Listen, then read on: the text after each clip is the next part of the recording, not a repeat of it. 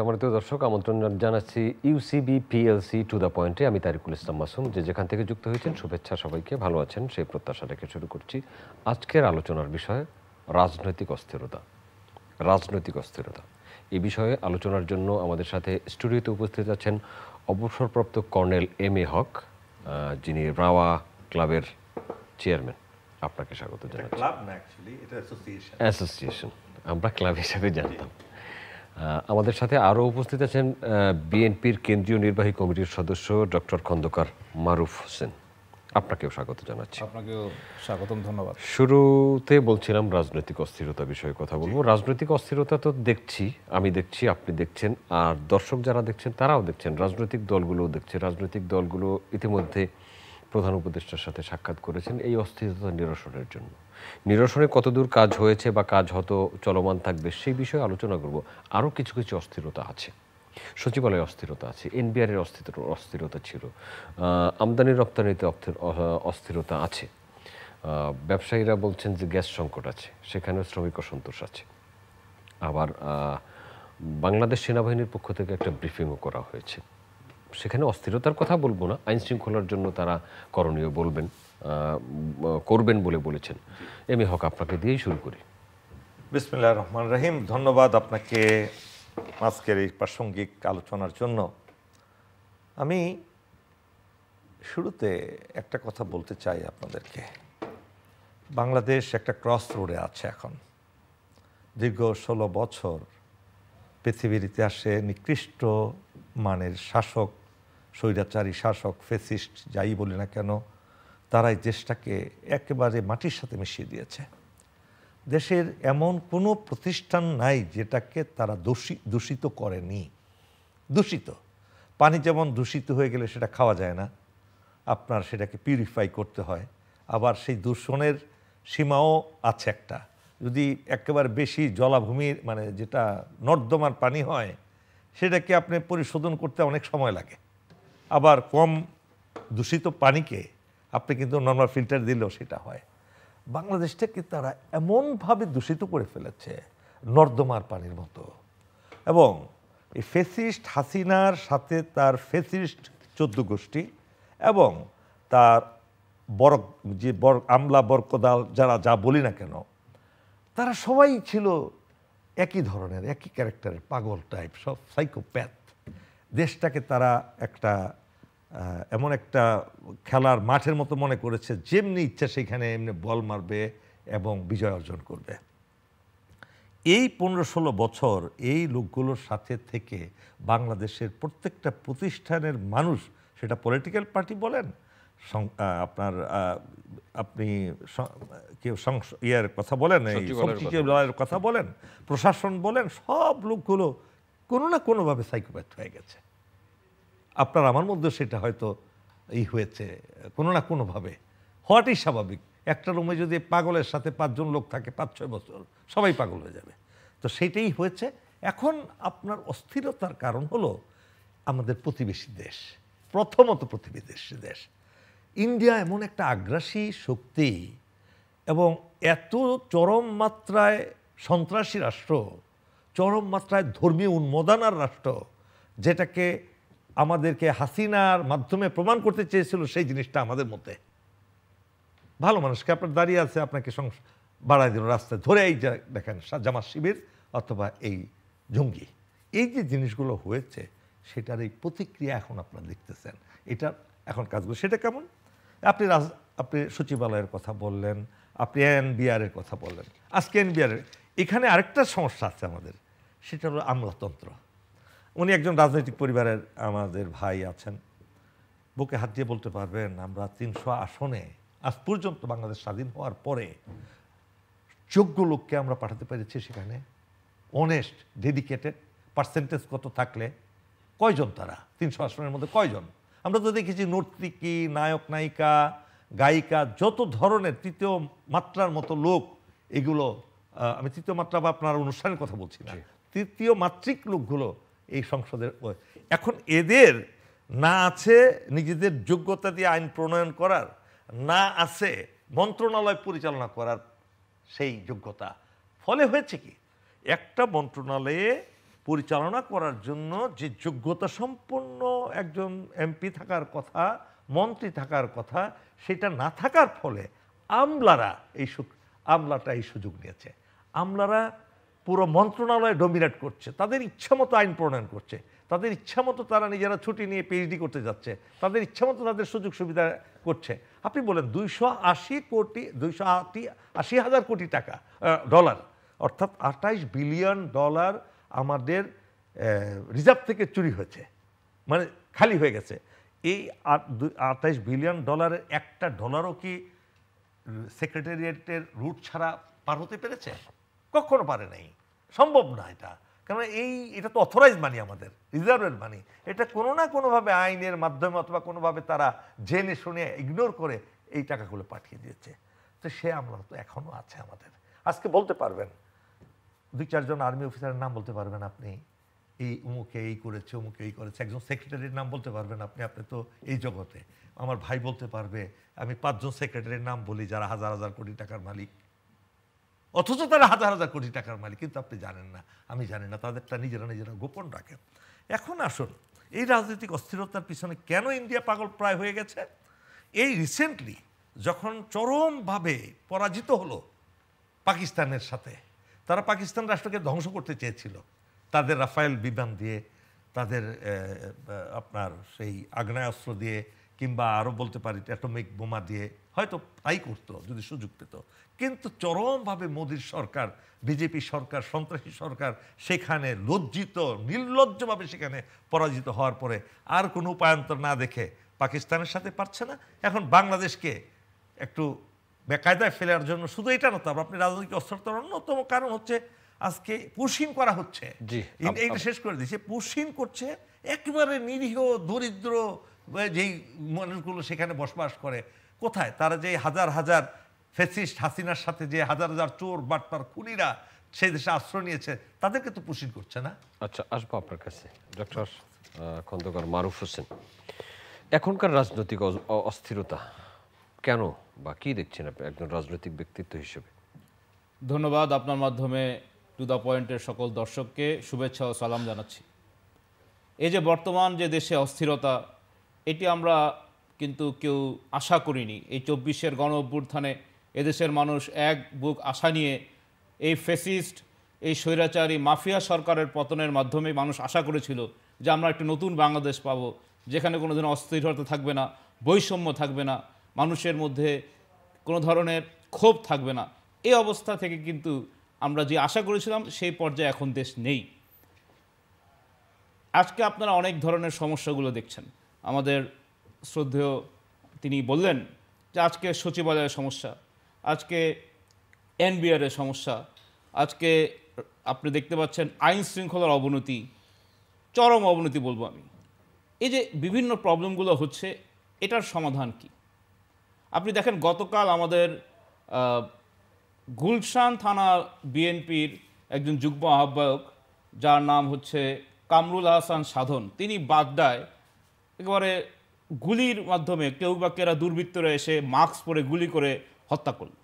কিছুদিন আগে আমাদের ছাত্রদলের একজন নেতা নাম সাম্য, তাকে ঢাকা বিশ্ববিদ্যালয়ের সরহদ্দি উদ্যানে হত্যা করল। এরপরে আরেকটা বেশি অ্যালার্মিং, আপনারা জানেন কিনা যে জুলাই আন্দোলনের অন্যতম সম্মুখ যোদ্ধা ছাত্রদল নেতা মুজিবুর রহমান 6 দিন যাবৎ নিখোঁজ। চট্টগ্রামের রামু থানায় তার পরিবার থেকে জিডি করা হয়েছে। এই যে ডিসঅ্যাপিয়ারেন্স, হারিয়ে যাওয়া, এগুলো কিন্তু আমরা গত 15 বছর দেখেছি। এই 5 তারিখের পরে, 5 আগস্টের পরে এই ধরনের ঘটনা আবার ঘটবে, একজন রাজনৈতিক কর্মী হারিয়ে যাবে, তার পরিবারকে জিডি করবে, এটা কিন্তু আমরা কেউ আশা করিনি।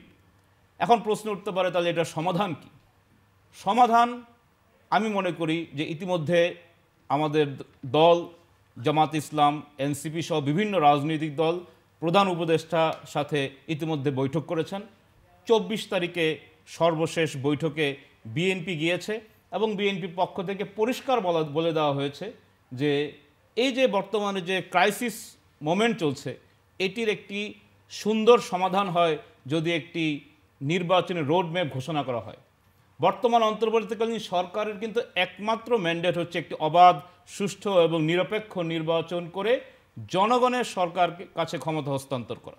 আমাদের দলের ভারপ্রাপ্ত চেয়ারম্যান জনাব তারেক রহমান কিন্তু গতকাল পরিষ্কার বলেছেন যে আমরা ডিসেম্বরের মধ্যেই একটি অবাধ, সুষ্ঠু, নিরপেক্ষ নির্বাচনের দাবি জানাচ্ছি, সম্ভব আমি একটু ডিসেম্বরের আপনার মধ্যে। সাথে যুক্ত করব।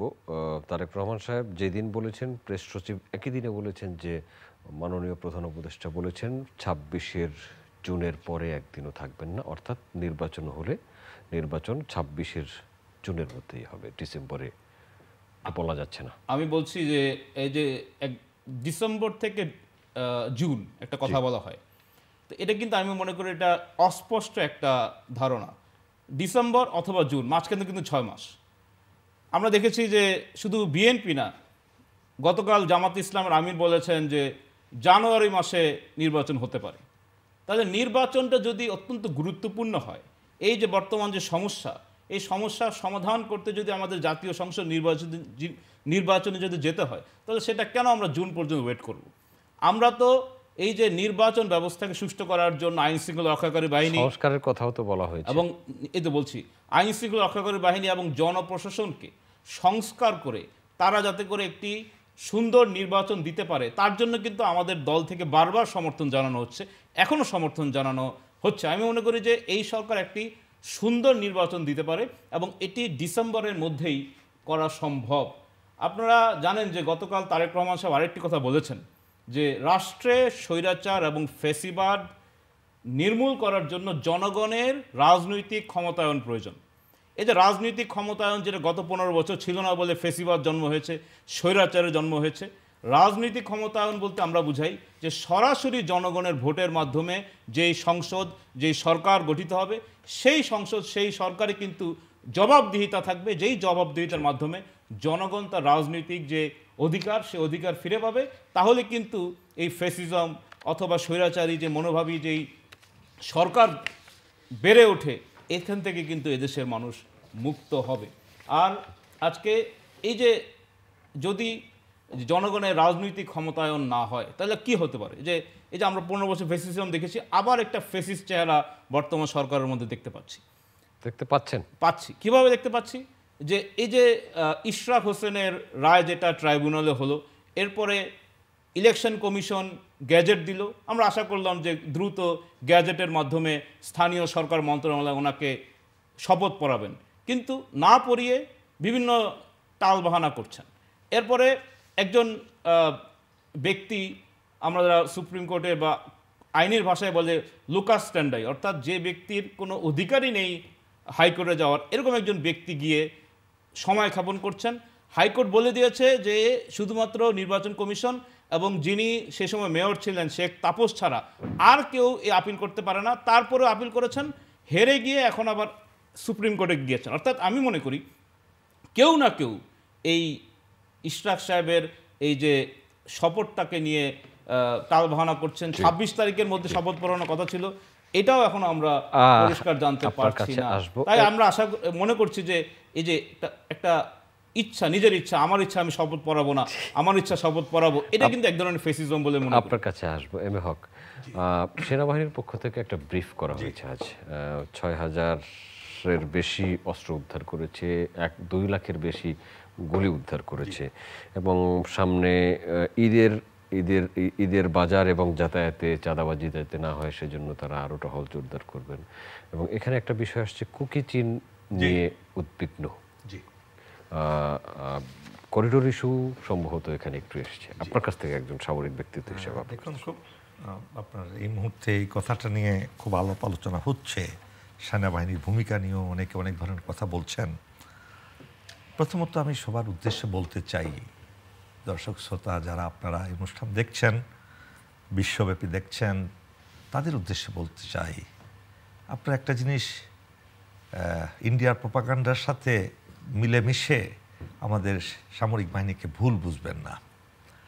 এই সামরিক বাহিনী, এই সেনাবাহিনী এমন একটা সেনাবাহিনী যে সেনাবাহিনী 1971 সালে যুদ্ধ করে এই দেশকে সৃষ্টি করেছে।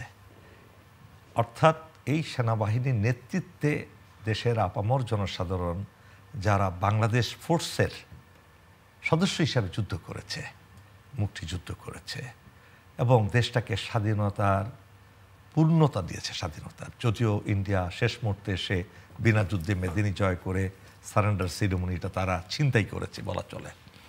আর 15 দিন কিংবা 1 মাস হলে অটোমেটিক তারা আমাদের কাছেই হ্যান্ড ওভার করতো এই সারেন্ডার। সেই স্যাক্রিফাইস সেনাবাহিনীর অসংখ্য অফিসার সৈনিকরা শহীদ হয়েছেন, দেশবাসীর অনেক শহীদ হয়েছেন। সেটা ছিল বাংলাদেশ সেনাবাহিনীর একটা বিশাল মাত্রা এই দেশ সৃষ্টির ক্ষেত্রে। তারপরে আসলে 1975 সালে দেশটাকে একটা বিশাল দুর্যোগের হাত থেকে, দেশটা যাতে ইন্ডিয়ার হাত থেকে বা চলেই গিয়েছিল, সেই সময়ে এই সেনাবাহিনী এইভাবে, আমি একটা একটা উদাহরণ দিলে অনেক সময় লাগবে, শেষে আসি এই গত 5ই আগস্ট। একবার চোখ বুজে আপনারা চিন্তা করে দেখুন, সেই সময় যদি আমাদের সেনাবাহিনী ঘুরে না দাঁড়াতো, হাসিনার নির্দেশ অনুযায়ী যদি কাজ করত, তাহলে দেশটা কি একটা গৃহযুদ্ধের দিকে চলে যেত না? অবশ্যই জনগণ এবং সেনাবাহিনী মুখোমুখি দাঁড়াতো, কিন্তু সেটা থেকে ওই সেনাবাহিনী সঠিক সিদ্ধান্ত নিয়ে দেশটাকে একটা গৃহযুদ্ধের হাত থেকে রক্ষা করেছে। আর গৃহযুদ্ধ হওয়া মানে ইন্ডিয়া নিরাপত্তার অজুহাতে দেশটাকে দখল করে নিত এবং এইটাকে তারা হাতছাড়া করতো না। সেই সেনাবাহিনী নিয়ে যে ধরনের চক্রান্ত চলছে, সেনাবাহিনীর সাথে ডক্টর ইউনূসের দূরত্ব সৃষ্টি করার জন্য সুপরিকল্পিতভাবে বিভিন্ন ইস্যু নিয়ে তারা কথা বলছে, ক্যারেক্টার অ্যাসাসিনেশন করছে। আপনি একটা সেনাবাহিনীর পক্ষে কথা বললে আপনাকে নানাভাবে আপনাকে অপদস্থ করা হবে, এবং এমনভাবে করছে এন্টি ইন্ডিয়ান সেজে, যে ইন্ডিয়ার বিরুদ্ধে এই গ্রুপটা কাজ করছে, এটা দেখে কিন্তু সেনাবাহিনীর বিরুদ্ধে কথা বলছে। তার মানে হলো তারা এই সেনাবাহিনীকে উইক করে দিতে চাচ্ছে, সেনাবাহিনীকে ডেন্ট সৃষ্টি করতে চাচ্ছে। এই সেনাবাহিনীর যদি কোনো একটাভাবে একটা ছিদ্র তৈরি করা যায়, সেই ইয়ের মতো আপনার বাঁধের মধ্যে যদি একটা ছিদ্র হয়ে যায়, আলটিমেটলি বাঁধটা টিকে না, নষ্ট হয়ে যায়, সেই ছিদ্র তৈরি করার চেষ্টা করছে এবং সেই জন্য মুখোমুখি দাঁড় করানোর চেষ্টা করছে। এবং আমি দৃঢ় বিশ্বাস মানুষ আজকে বুঝতে চেষ্টা করছে যে হ্যাঁ, এই কোনোভাবেই সেনাবাহিনীকে মানুষের মুখোমুখি। রাজনৈতিক দলের পক্ষ থেকেও বলা হচ্ছে যে সেনাবাহিনী তার এখতিয়ারের বাইরে কথা বলছে। এটা সঠিক নয়। দেখুন, আমি আজকে আপনার অনুষ্ঠানে টু দ্য পয়েন্টে কথা বলছি, এটা জনগণের উদ্দেশ্যে বলা। এখানে আমার ভুল ত্রুটি হলে মানুষ অবশ্যই আমার সমালোচনা করবেন, কিন্তু আমি ঘরোয়াভাবে, আমরা 3 জন যদি একটা ঘরে কথা বলি, সেই কথা নিয়ে কিন্তু কেউ সমালোচনা করতে পারবে না। সেনা প্রধান has got all the right to talk with his people. এটা ইন্টারনাল ম্যাটার, এটা তো আমরা প্রচার করিনি যে সেনাপ্রধান এটা বলেছেন সেটা বলেছেন। আমরা কোনো মিডিয়াতেও দেওয়া হয়নি সেনাপ্রধানের পক্ষ থেকে কিংবা আর্মির পক্ষ থেকে। সেই কথাগুলো নিয়ে একটা বিশাল সৈন্যবাহিনীকে কমান্ড কন্ট্রোল করতে হলে তাদেরকে মোটিভেশন তো করতে হবে সেনাপ্রধানের। সেই মোটিভেশন করতে গিয়ে উনি কী কথা বলেছেন, যে আমরা ডিসেম্বরের মাস মধ্যে নির্বাচন দিয়ে আমরা ফেরত আসতে চাই। এটা উনি ওনার ইচ্ছার কথা ব্যক্ত করেছেন। উনি তো রাষ্ট্রকে বলেন নাই যে আপনি এখনই নির্বাচন দেন। এটা ভিতরের কথা, কেননা এই বাইরে থাকার কারণে একটা সেনাবাহিনীর প্রশিক্ষণের ক্ষতি হচ্ছে, তাদের বিভিন্ন মোরালের ক্ষতি হচ্ছে, কেন সেনাবাহিনী তো এই কাজে অভ্যস্ত নয়। আজকে আপনি যেখানে ক্যামেরা পরিচালনা করছে, আমাকে যদি ক্যামেরা দেন আমি পরিচালনা করতে পারবো? আপনি পারবেন না। কিন্তু আমার কাজ যেটা, সেখানে আমার ফিরে আসতে হবে। সেনাবাহিনীর প্রধান হিসেবে আপনিও যদি সেনাপ্রধান হন, আমার ভাই যদি মারুফ ও সেনাপ্রধান হয়, আমিও যদি হই, আমি তো চাবো আমার অফিসার সৈনিকেরা যাতে নির্দিষ্ট গণ্ডির মধ্যে থাকে। আজকে তারা বিভিন্ন সিভিল অ্যাফেয়ার্সে জড়িত হয়ে নানা ধরনের অভিযোগ আসছে তাদের বিরুদ্ধে, সেটা তো আপনারা জানেন না। একটা সৈনিক তো জানে না, আপনি সৈনিকের কাছে একটা নিয়ে গেলেন, অভিযোগ নিয়ে গেলেন যে অমুক লোক আমাকে আমার ওইখানে ওনার বাসা 5 লাখ টাকা পাবেন। আপনি লোভে পড়ে হয়তো সেই সৈনিক চলে যাবে সেখানে, কেউ জানবে না, সে তার চাকরিটা হারাবে। এইভাবে সামরিক শৃঙ্খলা রক্ষা করার জন্য সেনাপ্রধানকে অনেক চিন্তা ভাবনা করে কথা বলেন উনি তো রাষ্ট্রকে বলেন নাই, উনি তো বাইরের লোককে বলেন নাই, উনি তো একটা সাংবাদিক সম্মেলনে এই কথাটা বলেন নাই। যদি বলে থাকেন আমিও তো বলবো যে আমি আমার সেনাবাহিনীকে আমি যত তাড়াতাড়ি আমি ভিতর নিয়ে আসবো। এটা যুক্ত করবো আপনার সাথে, যে সেনাবাহিনী থেকে চাকরিচ্যুত বা অবসরপ্রাপ্ত, বাধ্যতামূলক অবসরপ্রাপ্ত পাওয়া অনেক সেনা সদস্যরা আন্দোলন করেছে এবং যার কারণে সেনা নিবাসের আশপাশে সভা সমাবেশ নিষিদ্ধ করা হয়েছে। প্রেস ক্লাবে তাদের সাথে সেনাবাহিনীর সাথে কথা হয়েছে, তারা গাড়ি রোধ করে দাঁড়াতে চেয়েছে। এই বিষয়গুলো কেন? একেবারে সহজ জিনিস আমি আপনাকে বলি। প্রথমত এই আইএসপিআর যে বিবৃতিটা ছিল চতুর্দিকে হবে, এই বন্ধ কেউ করতে পারবে না, এটা নিয়ে মিডিয়া কিংবা অন্যান্যদের একটা ভুল ধারণা আছে। চ্যাপ্টার্ড ল্যান্ড বলে একটা কথা আছে সেনা আইনে, একটা ক্যান্টনমেন্টের আশেপাশের একটা নির্দিষ্ট এরিয়া, এটা সম্পূর্ণরূপে সেনাবাহিনীর দায়িত্বে থাকে, আইন শৃঙ্খলা থেকে শুরু করে এটা সম্পূর্ণরূপে আমাদের নিজস্ব গণ্ডি। এটার জন্য কোনো বিবৃতি বাইরের লোক দিতে পারবে না, এটা আমরাই দিব যে খবরদার আমার বাড়ির চতুর্পাশে কোনো ধরনের মিছিল মিটিং করতে দেব না, আপনারা আসবেন না, এটা আরেকজনকে আমি ডাকবো না আমার বাড়ির চতুর্পাশে। এটা যুগ যুগ ধরে চলে, মানুষ এই আইনটা জানে না বলে আর্মি অ্যাক্ট আছে একটা, এই অ্যাক্টের মাধ্যমে দিয়েছে এক। দ্বিতীয়ত কেন দিয়েছে, রিটায়ার্ড বেশ কিছু সৈনিক অফিসার যারা, উনি ভাই আইনজীবী, আমাদের একটা রাজনৈতিক পরিবারের মোশাররফ ভাইয়ের ছেলে, উনি বলুন আইন শৃঙ্খলা এমন একটা জিনিস, সামরিক বাহিনীর জন্য সম্পূর্ণরূপে আলাদা আইন তৈরি করা আছে, শুধু বাংলাদেশে না সারা পৃথিবী জুড়ে। Military act, army act, ARI, ARR, ওনারা জানেন এগুলো। কেননা আপনার সচিবালয়ের আইন আর আর্মির আইন এক হলে তো আর্মি টিকবে না। এখন আমি ধরেন মোরাল টার্পিচুডে আমাকে একটা আইনগতভাবে তদন্ত করে আমাকে একটা কোর্ট মার্শালের মাধ্যমে আমাকে বাড়িতে পাঠানো হলো। আই কেন সু the case against chief of army staff, তাহলে চিফ অফ আর্মি স্টাফকে তো প্রত্যেক দিনে গিয়ে কোর্টে হাজিরা দিতে হবে। কেননা যারা আমরা ওখানে আছি কমান্ডার, যেমন আমি কমান্ডার ছিলাম, আমাকে 1 বছর জেল দেওয়ার ক্ষমতা ছিল সিও হিসাবে। আমি তো একজন কমান্ডার হিসাবে আমাকে ওইভাবে গড়ে তুলেছে আর্মি যে I must not do injustice to my under command. কেন তার সাথে তোমার কোনো হিংসা নাই, পদোন্নতির কোনো কম্পিটিশন নাই, আমি কেন তার সাথে করব, আনলেস আদারওয়াইজ সে যদি একটা গ্রোসলি একটা অপরাধ করে ফেলে তাকে তো আমার শাস্তি দিতেই হবে। এইভাবে অনেক অফিসার প্রত্যেক বছরই বাড়ি যাচ্ছে, সৈনিকরা বাড়ি যাচ্ছে। এখন এই 5 তারিখের সুযোগ নিয়ে তারা ইন্ডিয়ার তত্ত্বাবধানে তারা এখন আন্দোলন মিছিল মিটিং করা শুরু করেছে। তাদের যদি কোনো অভিযোগ থাকে সরাসরি অ্যাপ্লিকেশন করবে সেনাপ্রধানের কাছে, সেই অ্যাপ্লিকেশন করার জন্য সিস্টেম আগে থেকেই চালু আছে। আমরা সেটা যাচাই বাছাই করব যে তারপর অন্যায় করা হয়েছে কিনা, সেটা না করে তারা এই কাজটা করছে। সুতরাং এটা আপনি আপনার কুকি চিনের কথাটা বলেছিলেন, সেটাতে একটু শেষ করে দিই। কুকি চিন দেখুন, বাংলাদেশের ভিতরে অস্থিরতা তৈরি করার জন্য, বাংলাদেশের স্বাধীনতা সার্বভৌমত্বকে একটি অস্থিতিশীল করার জন্য কিন্তু প্রতিবেশী দেশ উঠে পড়ে লেগেছে আমাদের দেশের বিরুদ্ধে। 24 ঘন্টা তারা এই চক্রান্তগুলো করছে। এবং কুকি চিন নামক কিছু এখানে কয়েকটা আছে আপনার, কুকি চিন বম গঠিত হয়েছে, কুকি, বম, পাংখা, লুসাই, খিয়াং, খুশি এবং ম্রো, এই কয়েকটা উপজাতি নিয়ে এই কুকি চিন সংগঠিত হয়েছে। ইন্ডিয়াতে কিন্তু আপনি জানেন সেখানে একটা তাদের মণিপুরে বিশাল অস্থিরতা, সেটাকে ডাইভার্ট করার জন্য তারা আবার বাংলাদেশকে বেছে নিয়েছে।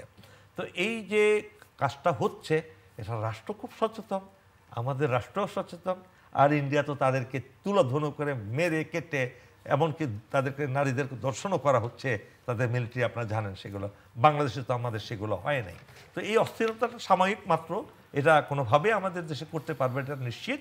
এই ব্যাপারে আপনি নিশ্চিত থাকেন, আমাদের army is very capable to deal with this matter. ধন্যবাদ আপনাকে খন্দকার মারুফ হোসেন। রাজনৈতিক অস্থিরতার স্থিরতা কবে আসবে বা কিভাবে আসবে? রাজনৈতিক দলগুলোর সাথে তো আলোচনাও হয়ে গেল প্রধান উপদেষ্টার, সেই আলোচনা থেকে রাজনৈতিক দলগুলো তাদের মতো কোনো বক্তব্য দিয়েছেন এবং প্রধান উপদেষ্টার প্রেস সচিবও তার মতো করেই বলেছেন। আমি মনে করি যে রাজনৈতিক স্থিরতা আসতে হবে রাজনৈতিক দলগুলোর সাথে আলোচনার ভিত্তিতে। আপনারা দেখছেন যে এই যে মানবিক করিডোর দেওয়ার জন্য যেটা রাখাইনদের ব্যাপারে হয়েছে, সরকার বলেছে যে শর্তাবলী এগুলো প্রকাশ করা যাবে না।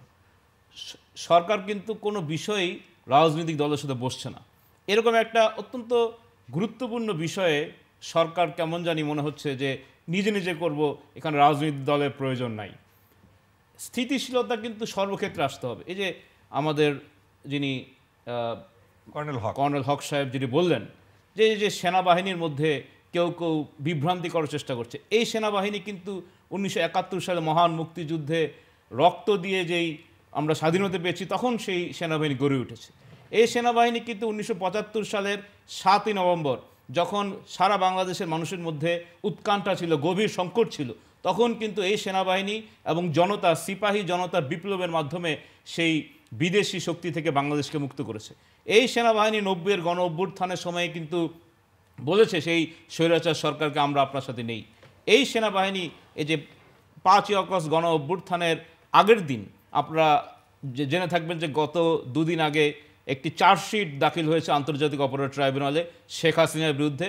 সেই চার্জশিট থেকে, আমি চার্জশিট পড়েছি, আইনজীবী হিসেবে বলছি, একটা জায়গা আছে সেখানে বলা হয়েছে যে 4 আগস্ট রাত্রেবেলা আওয়ামী লীগের কিছু শীর্ষ নেতারা সেখানে আলোচনা বসেছিলেন গণভবনে তৎকালীন ফ্যাসিস্ট প্রধানমন্ত্রীর সাথে। নিরাপত্তা বিষয়ক উপদেষ্টা তারেক সিদ্দিকী সাহেব বলেছিলেন যে সেনাবাহিনী কিছু লোককে হত্যা করলে আন্দোলন থেমে যাবে। তখন অনেক বাহিনী পাখির মতো গুলি করে সাধারণ মানুষ হত্যা করছিল, কিন্তু সেনাবাহিনী কিন্তু সেটা করে নাই। কারণ সেনাবাহিনী যারা সৈনিক বা কর্মকর্তারা যখন চাকরিতে যান তখন কিন্তু তারা একটা শপথ নেন যে এদেশকে মুক্ত করব বহির্বিশ্ব থেকে, এদেশের মানুষের বুকে গুলি চালাবো না। এবং ওই ফ্যাসিস্ট সেই সরকারের তারা আদেশ অমান্য করে কিন্তু জনগণের পাশে থেকে সেই 5ই আগস্টকে সার্থক করেছে। আমি মনে করি যে এটিও একটি সিপাহী জনতার বিপ্লব। রাস্তাঘাটে দেখেছেন যেভাবে সেনাবাহিনী গাড়ি নিয়ে যাচ্ছে, মানুষ আনন্দ করেছে, ট্যাঙ্কের উপর দাঁড়িয়ে আনন্দ করেছে, যেটা আমরা 7ই নভেম্বর 1975-এ দেখেছি। আজকে একটা মহল দেশে বিদেশে বিভিন্নভাবে সেনাবাহিনীকে বিতর্কিত করতে চাচ্ছে। আমরা মনে করি সেনাবাহিনী হচ্ছে স্বাধীনতা, সার্বভৌমত্বের প্রতীক। আজকে সেনাবাহিনীকে নিয়ে যে বিতর্ক সৃষ্টি হচ্ছে, এটা আমি মনে করি একটি চক্র আমাদের দেশকে ব্যর্থ করার একটি ষড়যন্ত্র নেমেছে। দেশকে যেমন অস্থিরতার দিকে নিতে চাচ্ছে, সেনাবাহিনীর মধ্যেও করতে চাচ্ছে। এই যে একটা কথা আসছে যে কুকি চীনের পোশাক, এটা পুলিশ অনেক পোশাক জব্দ করেছে, এটাও আমি মনে করি কোনো দেশি বিদেশি চক্রান্ত চলছে যাতে করে আমাদের সেনাবাহিনীকে আন্ডারমাইন করা যায়। আমি বলতে চাই যে আজকে যে এই যে অস্থিরতা, এই অস্থিরতার জন্য আমরা মনে করি যে একটা সর্বদলীয় ডায়ালগ প্রয়োজন, যেখানে জনগণের যে মূল আকাঙ্ক্ষা সেটা প্রকাশিত হবে। আপনি দেখলেন যে মাননীয় যিনি সেনাবাহিনীর প্রধান বলেছেন যে 2025 ডিসেম্বরের মধ্যে নির্বাচন প্রয়োজন। এটি মনে করি এটা জন আকাঙ্ক্ষার কথা তিনি বলেছেন। জনগণ চাচ্ছে দ্রুত নির্বাচন। আজকে আপনি দেখেন যে নিরপেক্ষ সরকারের অধীনে কিন্তু আমরা নির্বাচন চাচ্ছি, কিন্তু বর্তমান সরকার কি নিরপেক্ষ? আমাদের দল থেকে কিন্তু পরিষ্কার বলা হয়েছে 24 তারিখ যে বিতর্কিত উপদেষ্টাদের পদত্যাগ করাতে হবে। একটি দল, নতুন একটি দলের আদর্শ বিশ্বাসী 2 জন ব্যক্তি আজকে উপদেষ্টা, যতই তারা অস্বীকার করুক যে আমরা সেই দল করি না, কিন্তু এটা কেউই অবিশ্বাস করে না। দলের পক্ষ থেকেও বলা হয়েছে তারা ওই দলের কেউ নন, বলা হলেও কেউ অবিশ্বাস করে না এই 2 জন ব্যক্তি সেই নতুন দলের আদর্শে বিশ্বাসী। তাহলে আমরা এমন 2 জন ব্যক্তিকে সরকারে দেখব যে কোনো দলে আদর্শ বিশ্বাসী, দাবি করছে নিরপেক্ষ। আপনারা দেখেন এই একজন উপদেষ্টার, একজন এপিএস এর বিরুদ্ধে তদন্ত হচ্ছে, দুদক ডেকে 100 কোটি টাকা তারা লুট করেছে এবং এ ব্যাপারে তদন্ত হচ্ছে। এই দায় কি সেই উপদেষ্টা এড়াতে পারেন? 212 কোটি 312 কোটি। এটা কি, এই দায়টা কি উনি এড়াতে পারেন? এখন বিতর্কিত ব্যক্তিদেরকে যদি সরকারে রেখে বলা হয় যে একটা অবাধ, সুষ্ঠু, নিরপেক্ষ নির্বাচন এই সরকার করবে, তাহলে কিন্তু জনগণের মধ্যে অবিশ্বাস সৃষ্টি হবে যে এই বিতর্কিত উপদেষ্টা থাকা অবস্থায়, কোনো দলের বিশ্বাসী কোনো উপদেষ্টা থাকা অবস্থায় সেই দল যদি আরেকটি দলের সাথে রাজনৈতিকভাবে নির্বাচনের মাঠে প্রতিযোগিতা করে, সেখানে কি লেভেল প্লেইং ফিল্ড থাকবে? নিরাপত্তা উপদেষ্টার বিষয়ে বিএনপির ডিসপিউট আছে। নিরাপত্তা উপদেষ্টার বিষয়ে বলা হচ্ছে তিনি বিদেশি ব্যক্তি। হ্যাঁ, তিনি একটা আমাদের দলের ভারপ্রাপ্ত চেয়ারম্যান সম্পর্কে একটি কথা বলেছেন, এটা তার উইথড্র করা উচিত, আমরা নিন্দা জানাই। এই ধরনের বিতর্কের ব্যক্তিও কিন্তু যদি থাকে, তাহলেও কিন্তু আমি মনে করি দেশের স্বার্থটা আসলে সংরক্ষিত হয় না। তাই আজকে অস্থিরতা নিরসনের একমাত্র পথ হচ্ছে একটা জাতীয় সংসদ নির্বাচন। এই নির্বাচন আমার বিশ্বাস এই 2025 ডিসেম্বরেই সম্ভব হবে। আচ্ছা, ধন্যবাদ আপনাকে। আমরা শেষ করব এমি হক আপনাকে। জি, ছোট্ট করে। ধন্যবাদ। আমি এই মুহূর্তে শুধু একটা কথা বলতে চাই, আমি ওনার সাথে একমত। সব কিছু ভুলে গিয়ে আমাদের পুরো জাতিকে লেসপেন্সার ছাড়া, ইন্ডিয়ার এজেন্টের ছাড়া তাদেরকে আইডেন্টিফাই করার জন্য হলেও আজকে সকল দলকে সম্মিলিতভাবে একসাথে বসতে হবে, একই টেবিলে বসতে হবে, সিদ্ধান্ত নিতে হবে। একই টেবিলে তো তারা পৃথক পৃথক সময়ে বসছেন, যেমন প্রধান উপদেষ্টার সাথে বসেছেন না, পৃথক পৃথক টেবিলে বসেছেন, পৃথক পৃথক সময়। আপনার এটা করতে হবে, এই অন্তর্বর্তীকালীন সরকারকে করতে হবে। এটা না করলে এই দেশ আবার একটা অস্থিরতা চলে যাবে, ইন্ডিয়া যাবে সেই ফেসিস্টদেরকে আবার পুনর্বাসিত করার জন্য। এটা ভেরি ভেরি ইম্পর্টেন্ট। ধন্যবাদ রিকোয়েস্ট করবো এম এ হক, আপনাকে ধন্যবাদ।